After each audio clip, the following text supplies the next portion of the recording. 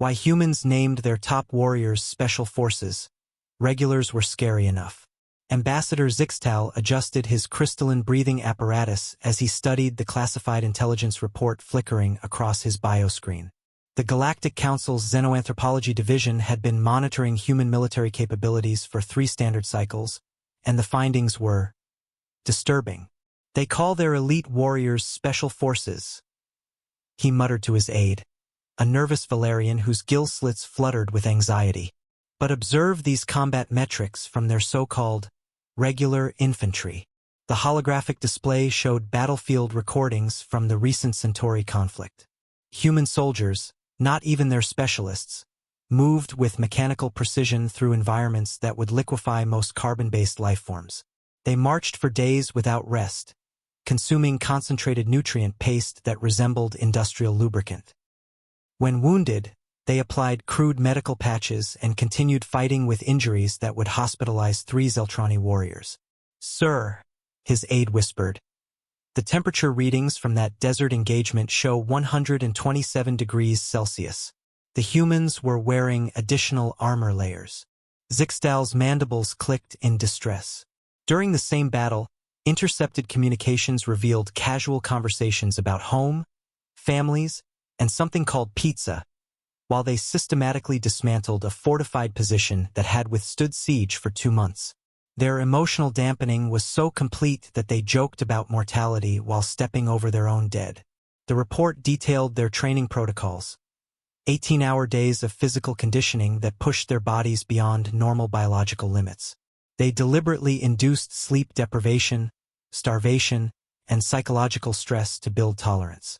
Most disturbing was their team-building exercises, scenarios where they were forced to leave wounded comrades behind, teaching them to suppress their pack-bonding instincts when tactically necessary.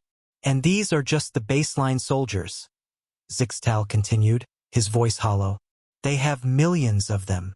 The intelligence files revealed humanity's conscription capabilities. In times of crisis, they could mobilize entire populations. Factory workers became ammunition manufacturers. Teachers became logistics coordinators. Even their younglings received basic military training in educational facilities, disguised as physical education and team sports. But it was the psychological profiles that truly chilled him. Human warriors didn't fight for conquest or resources like civilized species. They fought for abstract concepts: honor, freedom, revenge. They would die for beings they'd never met, sacrifice themselves for ideas that existed only in their collective consciousness. This made them utterly unpredictable and impossibly dangerous. "The Special Forces designation," his aide ventured. "Perhaps it's meant to distinguish them from standard troops?" Zixtal accessed the classified files on human special operations units. The data was fragmentary. Most of their activities remained hidden even from their own governments. But the psychological evaluations were available, and they painted a terrifying picture. These elite warriors underwent additional conditioning that stripped away the last vestiges of self-preservation. They operated alone or in small groups, capable of destabilizing entire planetary governments. Their training lasted years, filtering out anyone who retained normal fear responses. They were taught to become living weapons, to view themselves as expendable tools.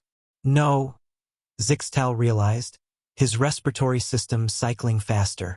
"The term Special Forces isn't about distinguishing them from regular troops. It's a warning." The implications crystallized in his mind like ice forming in vacuum. Humanity had created a linguistic buffer, a psychological barrier between their elite killers and their standard military. By calling them special, they reminded themselves, and any potential enemies, that these warriors existed outside normal parameters of combat. Regular human soldiers were already beyond the capabilities of most galactic militaries. They fought with disciplined ferocity, adapted to any environment, and possessed an almost supernatural ability to continue functioning despite catastrophic damage. But Special Forces represented humanity's acknowledgement that even among these terrifying warriors, some individuals transcended normal human limitations entirely. The report concluded with a chilling assessment. Standard recommendation for engagement with human Special Forces personnel. Immediate retreat and tactical nuclear response. Zixtal closed the file and stared at the distant blue-green planet visible through his office viewport. Humanity had named their apex predators special, not as a boast, but as a mercy. It was their way of saying that if you ever encountered these warriors, you had already moved beyond the realm of conventional warfare into something far more nightmarish. Their regular forces were scary enough. The special ones were something else entirely.